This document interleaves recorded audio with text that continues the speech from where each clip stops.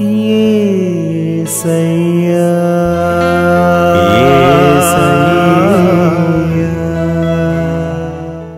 హల్లెలూయా. దేవునికి స్తోత్రం.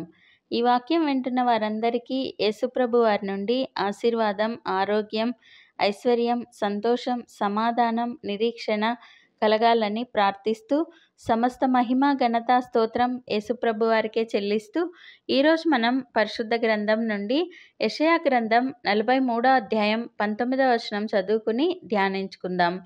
నేను అరణ్యంలో త్రోవ కలుగజేయుచున్నాను, ఎడారిలో నదులు పారజేయుచున్నాను. ఎడారిలాగా అయిపోయింది నా జీవితం, ఈ సమస్యలు అరణ్యంలా చుట్టుకున్నాయి అని బాధతో కృంగిపోయి ఉన్నారా? అయితే ప్రభువారు ఈరోజు వాగ్దానం ఇస్తున్నారు. అరణ్యం లాంటి సమస్యలన్నీ తీసివేసి మనకు మంచి మార్గం ఏర్పరుస్తున్నారు. ఎడారి లాంటి జీవితంలో నదులు పారజేయుచున్నారు. ఆయన వాగ్దానం ఇచ్చారంటే తప్పక నెరవేరుస్తారు. ఇది మనం ఉపమానం ద్వారా తెలుసుకుందాం. కమల తన స్నేహితురాలి ద్వారా ప్రభువారిని తెలుసుకుంది. ఇంట్లో వాళ్లకు ఇష్టం లేదు. కమల వెళ్ళే మందిరంలో హనోకు అనే అనాథ అబ్బాయిని ప్రేమించి పెళ్లి చేసుకుంది. అది నచ్చని కమల కుటుంబ సభ్యులు ఆమెను వెలివేశారు. అయినా ఏ బాధ లేకుండా మంచి భర్తతో ప్రభువారి దయలో ఆనందంగా ఉండేది. కానీ అనుకోని విధంగా భర్త కారు ప్రమాదంలో మరణించాడు. భర్త తను ఉంటున్న ఇల్లు తప్ప వారికి ఇంకేమీ లేవు.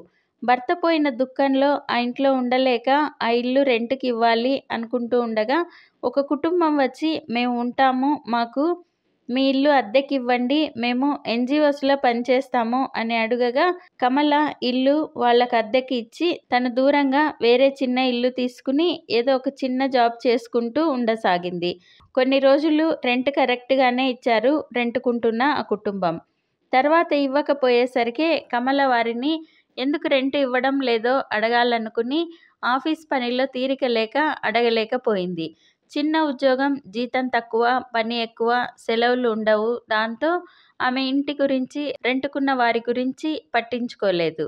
ఆ రెంటుకున్న వాళ్ళు ఇల్లీగల్ పనులు చేస్తూ ఉండగా ఇరుగు పొరుగు వారు కంప్లైంట్ చేయగా వారిని అరెస్ట్ చేసి ఇల్లు సీజ్ చేస్తారు. అది తెలిసిన కమల మనిషి సాయం, మాట సాయం లేని ఒంటరి దాన్ని, ఇక అన్నీ ప్రభువారే చూసుకుంటారు అని దిగులుతో ప్రభువారికి ప్రార్థిస్తూ ఉండగా ఒకరోజు ఒక అతను వచ్చి, అమ్మా, మీ వారు హనోక్ గారు కదా, మీరు కమల గారు కదా అని అడగగా, అవునండి, మీరెవరు అని అడగగా, మీ వారు ₹1,00,00,000 ఇన్సూరెన్స్ చేశారమ్మా, ఆయన మరణించారని తెలుసుకుని మీ ఇంటికి ఎన్నోసార్లు వెళ్ళాను. రెంటుకున్న వారు సరైన సమాధానం ఇవ్వలేదు. మీ అడ్రస్ కనుక్కుని రావటానికి ఇన్ని రోజులు పట్టింది. నేను ఇన్సూరెన్స్ ఏజెంట్ని అని చెప్పి కొన్ని సర్టిఫికేట్స్, ప్రూఫ్స్ తీసుకుని ఆమెకు ₹1,00,00,000 వచ్చేలా చేశాడు ఆ ఏజెంటు. తనే దగ్గరుండి పోలీసులతో మాట్లాడి ఇల్లు కూడా ఇప్పించాడు. దాంతో కమల ఏ కష్టం లేకుండా ఆనందంగా ఎంతోమంది అనాథలకు, వితంతువులకు ఆశ్రయమిస్తూ జీవించసాగింది.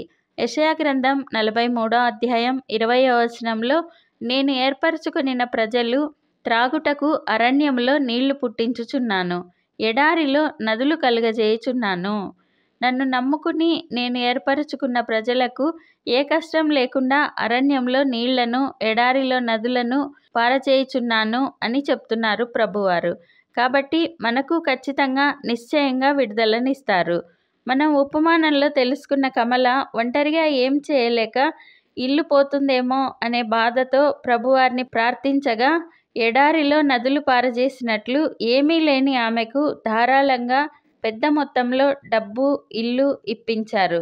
తద్వారా ఎందరికో ఆమెను ఒక నీడగా చేశారు.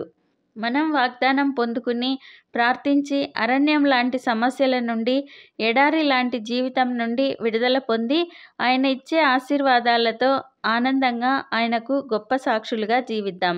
ప్రార్థన చేసుకుందాం. ప్రభువా, దేవా, సర్వాధికారి తండ్రి, మీ పరిశుద్ధ పాదాలకు వందనాలు, స్తుతులు, స్తోత్రాలు నాయనా. మీరు మా జీవితంలో జరిగించిన మేళ్ళన్నింటికీ వందనాలయ్యా.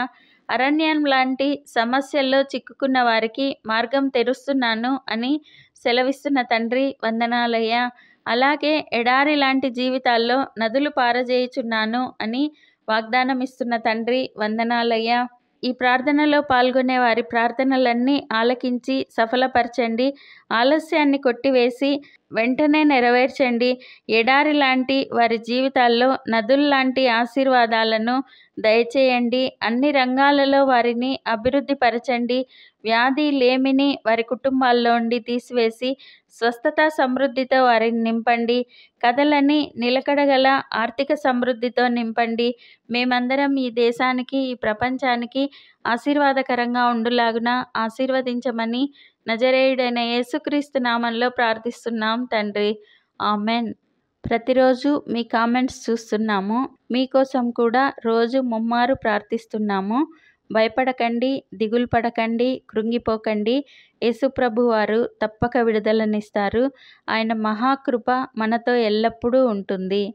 Amen. Thank you Jesus. God bless you. మేము మా ఛానల్లో అందించిన ఇతర వీడియోలను కూడా తప్పకుండా చూసి మీ మిత్రులకు షేర్ చేయగలరు.